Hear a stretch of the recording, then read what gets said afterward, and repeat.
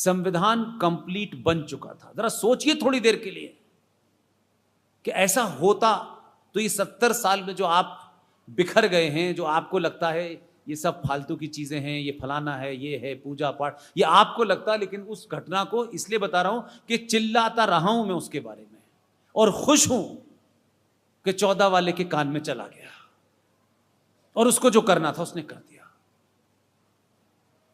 इसलिए किसी चीज का क्रेडिट लेने वेने का मसला नहीं है। और भी हमारी टीम के साथ लोगों ने सबने बोला होगा, अलग अलग बोला होगा, लेकिन किसी चीज की वो सच बता दीजिए तो जो सत्ता में लोग बैठे हैं उनके पास इतनी ताकत है, सेकंडों में पता कर लेंगे। उनके पास तंत्र है, हमारे पास तंत्र नहीं है। लेकिन ये नहीं था कि कहते कि नहीं हम जब तक एमपी की टिकट नहीं मिलेगी तभी बताएंगे। भाई साहब, हमारा ये भाव नहीं है। संविधान जब कंप्लीट हो गया बहन, तो उस संविधान के अंदर पहला जो पन्ना है जिसकी आजकल बड़ी चर्चा होती है, भारत के संविधान का जो पहला पृष्ठ है उसकी पहली लाइन क्या है? कोई बताएगा? भारत का जो संविधान है, कॉन्स्टिट्यूशन है, जो आइन है, उसके पहले पेज की पहली लाइन क्या है? कहां पढ़ा? ये तो सब प्रियम्बल की बात, मैं तो संविधान के पेज की बात कर रहा हूं। वो तो प्रियम्बल में है, we the people of India के सोलोमनी अफेम, वो तो वो अलग चीज है। लेकिन जब संविधान शुरू होता है उसके पहले पन्ने की पहली लाइन के पहला वाक्य है, इंडिया दैट इज भारत। अब ये लाइन सुन करके आपको लगता होगा इसमें कौन सी बड़ी बात है, लेकिन उन 2-3 विजनरीज को देखिए जिसमें डॉक्टर राजेंद्र प्रसाद शामिल हैं और अंबेडकर शामिल हैं, तीसरा शामिल ही नहीं है। ये दोनों संविधान बनने तक इस बात पे जब चर्चा हुई कि भारत के पृष्ठ पे लिखा हुआ है इंडिया दैट इज भारत, लेकिन ये तो इंडिया का संविधान है, इसमें भारत नहीं है।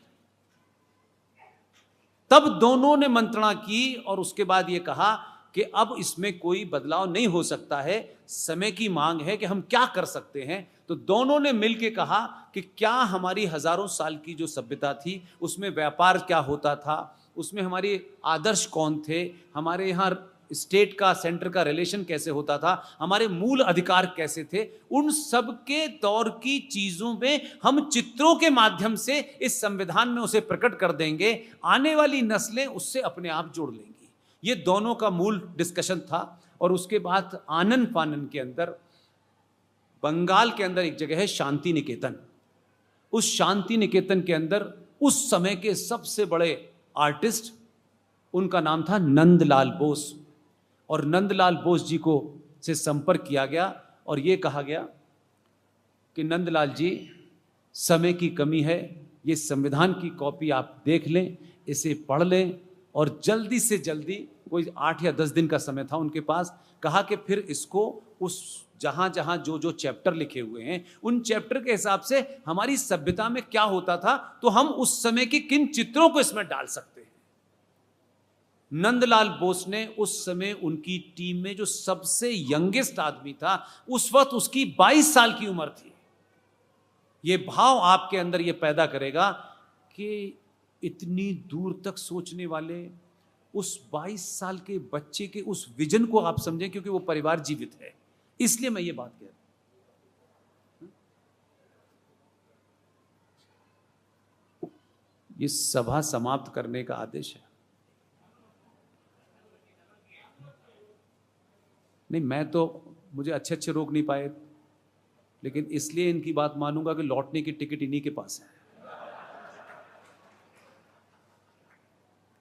तो आप सोचिए कि जो लाइन पकड़ी, नंदलाल बोस को कहा गया कि आप चित्रों के माध्यम से बनाइए, उसमें जो सबसे यंगेस्ट उनका आर्टिस्ट था जो उनके बीच में, उसका नाम था राम मनोहर सिन्हा।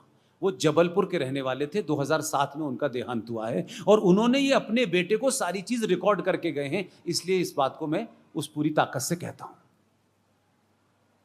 ये जो ज्ञान व्यापी का नाम आजकल आप सुन रहे हैं, बहुत सबने सुन लिया होगा ज्ञान व्यापी, फिर यह भी सुना होगा कि उसका नाम है ज्ञान व्यापी मस्जिद।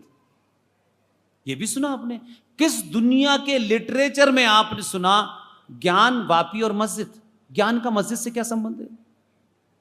कहां सुना आपने? यानी नैरेटिव देखिए, आज नैरेटिव की लड़ाई हो रही है, जगह जगह नैरेटिव बन रहे हैं। उस जमाने का नैरेटिव है ज्ञान व्यापी मस्जिद, जबकि वो ज्ञान व्यापी मंदिर था। उस ज्ञान व्यापी मस्जिद के अंदर, ये उस घटना से रिलेटेड है इसलिए बता रहा हूं मैं आपको।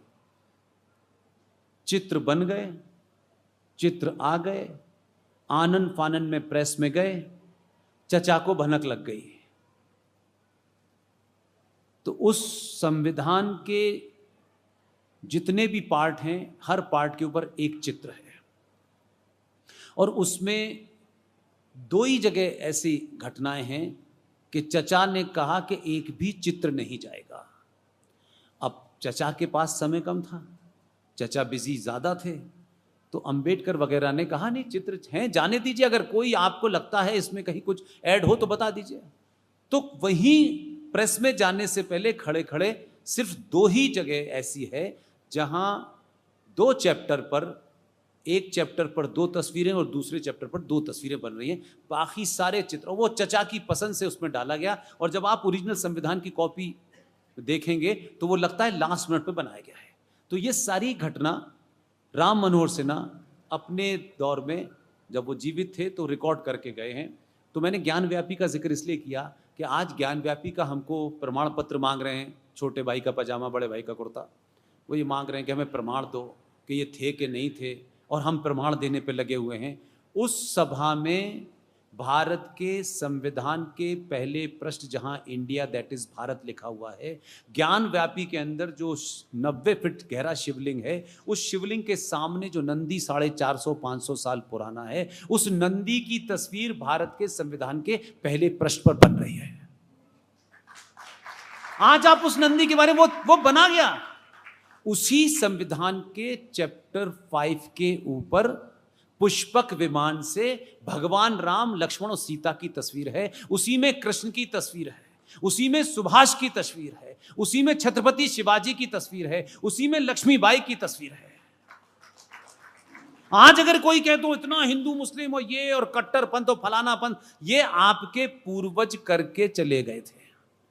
ओरिजिनल संविधान में ये तस्वीरें, ये सारे चित्र हैं, लेकिन जो ये बता रहे हैं कि संविधान को ये बदल देंगे, ये बदल, अभी तो बदला ही नहीं है उसने, अभी तो बदला ही नहीं है।